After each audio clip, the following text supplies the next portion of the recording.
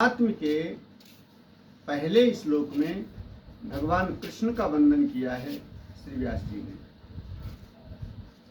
जिसमें हम सभी लोगों के लिए प्रयोग किया है श्री कृष्णाय वयम नुमः। वयम बहुवचन शब्द है, माने हम सब मिलकर के प्रणाम कर रहे हैं। और फिर दूसरे श्लोक में श्री सुखदेव जी का वंदन किया है, जो श्री मद्भागवत के मुख्य आचार्य हैं, मुख्य वक्ता हैं, जिन श्री सुखदेव जी के मुख से श्रीमद्भागवत निश्रित हुई है, माने इसका जन्म हुआ है। उन श्री सुखदेव जी का वंदन किया है। आए स्मरण करते हैं हम सब लोग। यम पव्रजन्ति मनुपेतमुपैत कृत्यम द्वैपायनो विरह कातरया जुहाव पुत्रेति तन्मयतया तरओभिनेदुस् तम सर्वभूत हृदयं मुनिमानतोस्मि। सभी लोग जोर से जयकारा लगाएं। बोले श्री सुखदेव जी महाराज की जय। तो श्री सुखदेव जी का वंदन किया है। कौन श्री सुखदेव जी? जो जन्म लेते ही 12 वर्ष मां के पेट में रहे और 12 वर्ष के बाद संसार में आए और जन्म लेते ही वन की ओर प्रस्थान कर दिए, भाग पड़े।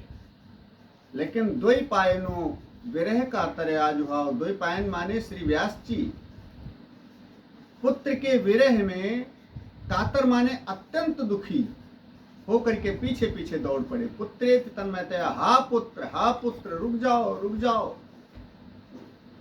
लेकिन तरओ भिनेदु, वन में या किसी घनघोर बगीचे में आप कोई ध्वनि करें, आवाज करें, तो उधर से भी उसका प्रत्युत्तर आएगा, उधर से भी उसकी एक ध्वनि आएगी, जो आप कहेंगे वही ध्वनि आएगी। इसलिए हा पुत्र कहते जा रहे हैं तो इन्हीं की आवाज वापस आ रही है, हा पुत्र। व्यास जी की समझ में आ रहा है कि ये वृक्ष भी बोल रहे हैं, और वृक्ष, वन, ये सब इशारा करके व्यास जी को कुछ संकेत दे रहे हैं, कुछ ज्ञान दे रहे हैं कि किसके पीछे तुम भागते जा रहे हो व्यास। तुम्हारा पुत्र तम सर्वभूत हृदयम, ये सर्वभूत हृदय है, महान योगी है, परम सिद्ध है, महापुरुष है, जिसके पीछे भागते जा रहे हो। इसे स्त्री पुरुष का ज्ञान नहीं है, क्या विशेषता स्त्री में, क्या विशेषता पुरुष में, ये भी इसको ज्ञान नहीं है। अबोध बालक के समान श्री सुखदेव जी 12 वर्ष की अवस्था में, और जब ऐसे महान वीतरागी ब्रह्मनिष्ठ अपने पुत्र को जाना, तो श्री व्यास जी ने कहा नहीं जाऊंगा, और वापस चले आए। सुखदेव जी जाकर के ब्रह्म के ध्यान में लीन हो गए वन में। ऐसे परम वीतरागी ब्रह्मनिष्ठ संत श्री सुखदेव जी के चरणों में बारंबार प्रणाम नमस्कार। बोलिए श्री सुखदेव जी महाराज की जय। और ये वंदन करने के बाद श्री व्यास जी इस कथा को नैमिषारण्य क्षेत्र से प्रारंभ करते हैं। एक बार समस्त ऋषि मुनि 88,000 और सब देवता मिलकर के आपस में विचार करने लगे कि ब्रह्मसत्र किया जाए, माने 1000 वर्ष का सत्संग, साधन और यज्ञ का अनुष्ठान किया जाए। अब 1000 वर्ष का अनुष्ठान करना है, इसलिए किसी की जगह में या कहीं पर तो नहीं किया जा सकता है। 2, 4, 10 दिन का संभव है कहीं पर। 1000 वर्ष का ब्रह्मसूत्र करना है, ब्रह्मसत्र करना चाहते हैं। तो सब ऋषि और देवता मिलकर के भगवान नारायण के पास गए। प्रभु, हम 1000 वर्ष का ब्रह्मसत्र करना चाहते हैं, यज्ञ और सत्संग का अनुष्ठान करना चाहते हैं, कोई योग्य जगह बताओ। भगवान नारायण ने अपना चक्र छोड़ा और कहा यह चक्र जहां पर जाकर के गिरेगा उसी के चारों तरफ बैठ करके उसी भूमि पर अपना सत्संग करना, यज्ञ करना, ब्रह्म सत्र करना। तो भगवान का चक्र चला और भगवान के चक्र के पीछे पीछे सब संत और देवता चले। तो जहां पर नैमिषारण्य तीर्थ है और नैमिषारण्य तीर्थ में जहां पर चक्र तीर्थ है वहीं पर आकर के चक्र धरती पर गिरा और पाताल में समाहित हो गया। जो चक्र तीर्थ आज भी विद्यमान है, अनेक प्रकार की कामनाओं को पूर्ण करने वाला, नियम से अगर चक्र तीर्थ में जाकर स्नान करे, नैमिषारण्य में माता ललिता के दर्शन करे, अन्य तीर्थों के दर्शन करे, नैमिषारण्य में नियम से जाकर के प्रत्येक महीने में, तो समस्त रोगों का भी शमन होता है और सब प्रकार से कल्याण होता है। ऐसा पावन तीर्थ नैमिषारण्य। नैमिषारण्य क्यों बना? नाम नेमि माने होता है चक्र और अरण्य माने जंगल। तो जिस जंगल में चक्र धरती पर गिर करके नीचे समाहित हो गया, जिस धरती पर चक्र गिरा भगवान नारायण का, उसी को नैमिषारण्य बोलते हैं। नेमि माने चक्र, अरण्य माने जंगल। जिस जंगल में जिस धरती पर चक्र अटक गया जाकर के, उसी का नाम नैमिषारण्य। और सब संत देवता चारों तरफ से बैठ गए, अपना साधन करने लगे, यज्ञानुष्ठान शुरू कर दिया। सब महान महान ऋषि हैं, प्रकांड विद्वान, सब साधक हैं, सब सिद्ध हैं। नित्य सत्संग होता है, या ऐसा मान लें कि हर समय सत्संग होता है, 24 घंटे सत्संग होता है। अब सब विद्वान हैं संत, कोई बैठ गया एक संत अपना वो सत्संग कर रहा है, कथा कर रहा है, ज्ञान चर्चा कर रहा है, सारे संत बैठ करके सामने सुन रहे हैं भाव से। और उन्हीं संतों के बीच में एक बार व्यास जी के परम प्रिय शिष्य श्री सूत जी महाराज पधारे। सूत जी को जब देखा तो सारे ऋषि लोग खड़े होकर के सूत जी का स्वागत करते हैं। वैसे सूत जी ब्राह्मण नहीं है, सारे संत ब्राह्मण हैं, लेकिन सूत जी ब्राह्मण नहीं हैं, ये सूद पुत्र हैं। लेकिन व्यास जी के परम प्रिय शिष्य हैं और व्यास जी ने 18 पुराण रच करके 18 पुराणों का ज्ञान दिया है श्री सूत जी को। समस्त शास्त्रों का, समस्त पुराणों का और वेदों का सार श्री सूत जी के अंदर भरा हुआ है, व्यास जी के द्वारा प्रदत्त। ऐसे परम ज्ञानी सूत जी को सब स्वागत करते हैं, प्रणाम करते हैं ऋषि। क्यों? यहाँ जाति और आयु का महत्व नहीं है। क्योंकि आगे सुनेंगे, जब सुखदेव जी परीक्षित जी की सभा में पधारे तो इनके दादा, परदादा, पिताजी और अन्य महान महान संत, वरिष्ठ वरिष्ठ संत खड़े होकर सुखदेव जी का स्वागत करते हैं। क्यों? जहां पर ज्ञान की प्रधानता होती है वहां आयु और जाति का महत्व नहीं होता है। क्योंकि यहां पर तो ज्ञान की प्रधानता है।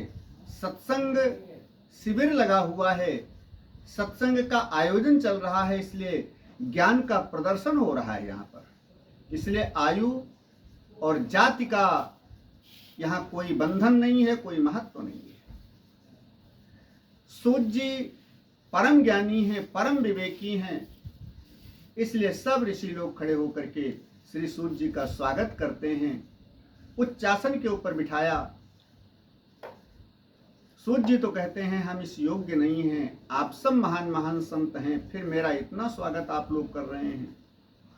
ऋषियों ने कहा नहीं, ऐसी बात नहीं है, आप श्री व्यास जी के परम प्रिय शिष्य हैं और संपूर्ण वेदों का, ग्रंथों का, पुराणों का, शास्त्रों का सार तुम्हारे अंदर भरा हुआ है, इसलिए आप पूजनीय हैं।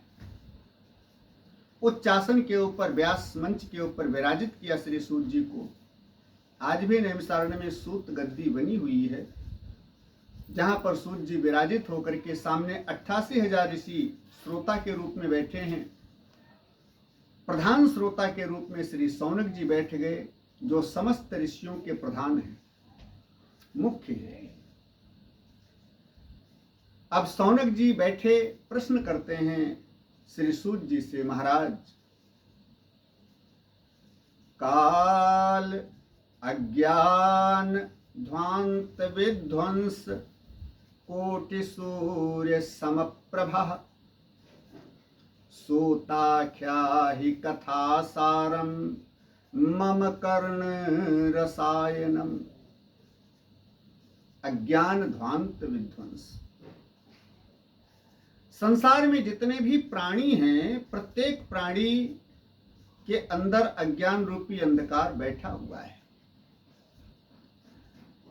करोड़ों अरबों प्राणी हैं, थोड़ा थोड़ा अंधकार सबका मिलाया जाए तो महाअंधकार, महाअज्ञान, ऐसे घोर अज्ञान रूपी अंधकार को मिटाने की सामर्थ्य वाला आपके अंदर ज्ञान पुंज, ज्ञान रूपी तेज, ज्ञान रूपी प्रकाश भरा हुआ है। कोटि सूर्य समप्रभा, जो करोड़ों सूर्य के समान प्रकाशित हो रहा है, ऐसा दिव्य ज्ञान तुम्हारे अंदर है। इसलिए उस दिव्य ज्ञान का प्रकाश फैलाओ सूत जी महाराज, और समस्त प्राणियों के अंदर बैठा हुआ अज्ञान रूपी अंधकार अपने ज्ञान रूपी प्रकाश के द्वारा दूर करो, ज्ञान रूपी प्रकाश प्रज्वलित करो। और सौनक जी ने बड़ी सुंदर बात पूछी है, सूताख्या ही कथा सारम। हे श्री सूत जी महाराज, हमें कथा नहीं सुननी है, क्योंकि कथाएं बहुत सुनी है आज तक। अब कथा नहीं सुननी है, क्या सुनना है? कहा कथा सारम, कथा का सार सुनाओ, सार सुनाओ। और सार, बहुत बड़ी बात को एक शब्द में या एक लाइन में प्रदर्शित कर देना, इसको सार बोलते हैं। या उस एक लाइन का या अनंत लाइन का या बहुत बड़ी बात का जो निचोड़ है, जो उसका भाव है, जो उसका मर्म है, वो कुछ शब्दों में ही समझ लेना या समझा देना, इसको सार बोलते हैं। जैसे दूध 10 लीटर रखा हुआ है और उसको गर्म करके, जमा करके उसका मंथन करो, तो 10 लीटर दूध में मक्खन ज्यादा से ज्यादा आधा किलो, 250 ग्राम। तो 10 किलो दूध में मक्खन निकलता है आधा किलो। ऐसे ही इतनी पुराणे, इतने वेद और सबका सार मक्खन के समान थोड़ा सा निकाल करके हम सबको प्रदान करो, ताकि थोड़ी ही बात में हम सबका कल्याण हो, ऐसा सार। इसलिए ज्यादा बढ़ा चढ़ा करके या ज्यादा लंबी बात नहीं, केवल सबका निचोड़, सबका सार मेरे को सुनाने का प्रयास करें। कथा सारम, ये सौनक जी का प्रश्न है। और वो सार कैसा होना चाहिए? ऐसा वैसा नहीं। मम कर्ण रसायनम, रसायन माने होती है दवाई, औषधि। हमारे कानों के द्वारा हमारे अंदर जा करके वो सार रसायन का काम करे, दवाई का काम करे, वो सार सुनाओ। क्यों दवाई की जरूरत क्यों है? क्योंकि हमारे अंदर अनेक प्रकार की विकार रूपी बीमारियां भरी हुई हैं। काम, क्रोध, लोभ, मोह, मद, मत्सर, छल, कपट, राग, द्वेष इत्यादि अनेक प्रकार के विकारों की, क्लेशों की हमारे अंदर गंदगी भरी हुई है या बीमारी भरी हुई है। उस बीमारी को जो दूर कर दे, ऐसा सार सुनाओ। ये भागवत की विशेषता है।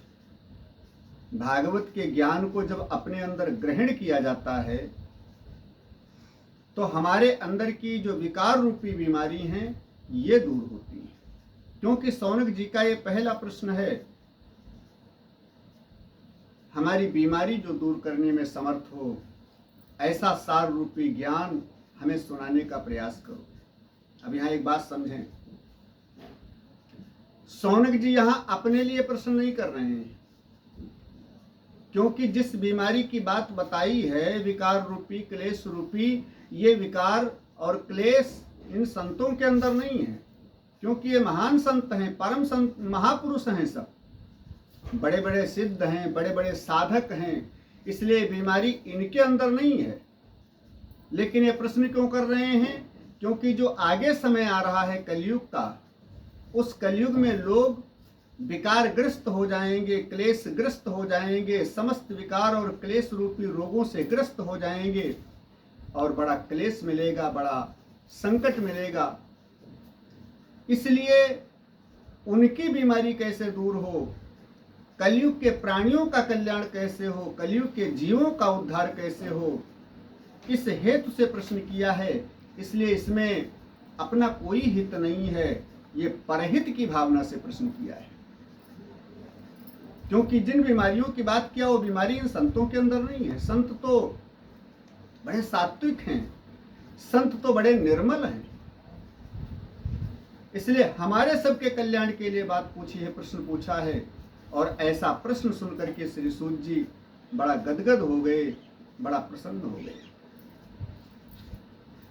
और प्रसन्न होकर के कहते हैं, ऋषियों वैसे तो हमें कुछ नहीं आता है, लेकिन आपके प्रश्न को सुन करके हम बहुत प्रसन्न हो रहे हैं, क्योंकि तुमने जो भी बात पूछी है वो अपने हित की बात नहीं पूछी है।